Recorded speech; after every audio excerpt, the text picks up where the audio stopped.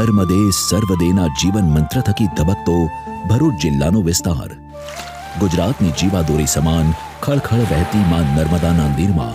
સમયની સાથે અરબી સમુદ્રની ભરતીના ખારા પાણી પ્રવેશતા પ્રજા માટે હંમેશા ચિંતિત તેમજ પ્રત્યેક સમસ્યાઓનું તત્કાલ અને દીર્ઘકાલીન સમાધાન લાવવા પ્રતિબદ્ધ એવી ગુજરાત સરકાર દ્વારા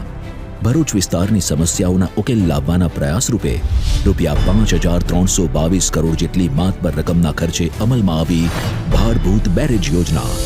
ભરૂચ જિલ્લાની વિકાસ ગાથા રચનાર એવી આ ભાડભૂત બેરેજ યોજનાનો દેશના માનનીય વડાપ્રધાન શ્રી નરેન્દ્રભાઈ મોદી દ્વારા ઓક્ટોબર 2017માં શિલાન્યાસ કરવામાં આવ્યો. આ યોજના માટેના પર્યાવરણીય અભ્યાસો, ડિટેઇલ્ડ પ્રોજેક્ટ રિપોર્ટ અને નિયમાનુસારની ટેન્ડર પ્રક્રિયા પૂર્ણ કરી સરદાર સરોવર નર્મદા બંધથી આશરે 148 કિલોમીટર હેઠવાસમાં, ભરૂચ શહેરથી 23 કિલોમીટર હેઠવાસમાં, દર 18 વર્ષે ભરાતા ભરૂચ જિલ્લાના ઐતિહાસિક કુંભમેળા તરીકે પ્રચલિત એવા ભાડભૂત ગામથી 5 કિલોમીટર હેઠવાસમાં અને સમુદ્રના મુખથી 25 કિલોમીટર ઉપરવાસમાં ગુજરાત સરકાર શ્રી દ્વારા ઓગસ્ટ 2020માં બેરેજ યોજનાના કામનો શુભારંભ કરવામાં આવ્યો. આ યોજનાના મુખ્ય ઘટકોની વાત કરીએ તો મુખ્ય બેરેજ, 90 વર્ટિકલ દરવાજા, બેરેજ ઉપર 6 માર્ગીય બ્રિજ, બેરેજની બંને બાજુ અપ્રોચ રોડ, નદીના બંને કાંઠે પૂર સંરક્ષણ પાળા. યોજના પૂર્ણ થવાથી દરિયાના ખારા પાણી નદીની અંદર પ્રવેશતા અટકશે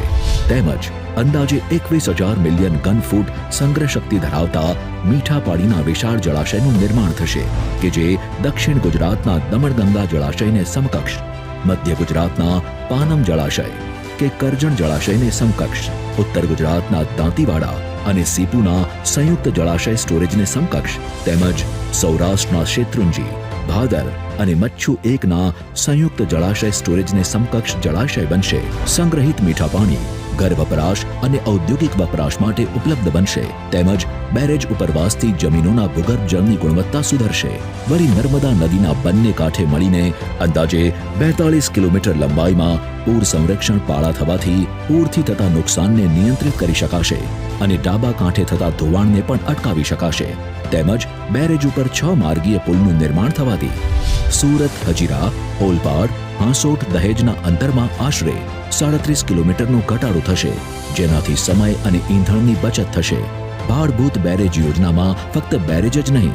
અન્ય બાબતોનો પણ સમાવેશ કરવામાં આવેલ છે જેમાં પરંપરાગત માછીમારી વ્યવસાયને ધ્યાને લેતા ફિશ પાસ, માછીમારોના બોટના આવાગમન માટે ફિશરમેન નેવિગેશન ચેનલ, મીઠા પાણીનું સરોવર રચાતા મત્સ્ય બીજ અને મત્સ્ય ઉછેરનો વિકાસ, બંને કાંઠે પૂર સંરક્ષણ પાળા પર પાકા રોડ અને જેટ્ટી સહિત ઘાટનું નિર્માણ, નદીનું વહેણ ચાલુ રહે અને પૂર પ્રવાહ પસાર થઈ શકે તે રીતે આ યોજનાનું બાંધકામ તબક્કાઓમાં હાથ ધરવાનું આયોજન કરેલ છે. નિર્માણની કાર્યપદ્ધતિ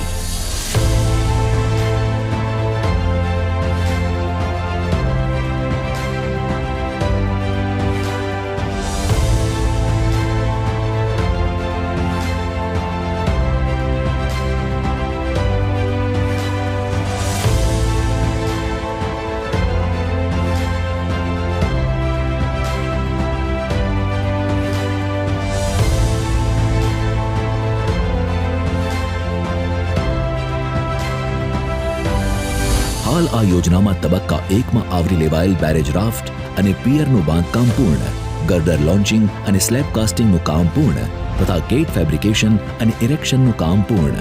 તદુપરાંત fish pass, fisherman navigation channel, guide wall અને ફ્લેન્ક વોલ જેવી કાંઠાની કામગીરીઓ પણ મહદઅંશે પૂર્ણ તેમજ બેરેજની બંને તરફ અપ્રોચ રોડ તેમજ ઉપલબ્ધ જમીનમાં પૂર સંરક્ષણ પાળાની કામગીરી પ્રગતિ હેઠળ. તબક્કા 1ની કામગીરી 99% પૂર્ણ થયેલ છે અને તબક્કા 2ની કામગીરી શરૂ કરી સમગ્ર બેરેજનું કામ ડિસેમ્બર 2026 સુધીમાં પૂર્ણ કરવાનું આયોજન છે. પ્રજાપરાયણ એવા ગુજરાત રાજ્યના માનનીય મુખ્યમંત્રી શ્રી ભૂપેન્દ્રભાઈ પટેલના સક્ષમ નેતૃત્વ, અડગ નિર્ણય અને મક્કમ પગલાઓ થકી ભાડભૂત બેરેજ યોજનાની કામગીરી પૂરજોશમાં પ્રગતિ હેઠળ છે અને તેને આગામી સમયમાં ઝડપભેર પરિપૂર્ણ કરવા ગુજરાત સરકાર કૃતનિશ્ચયી છે.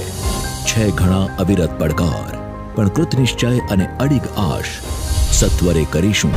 ભાડભૂત બેરેજ યોજના સાકાર.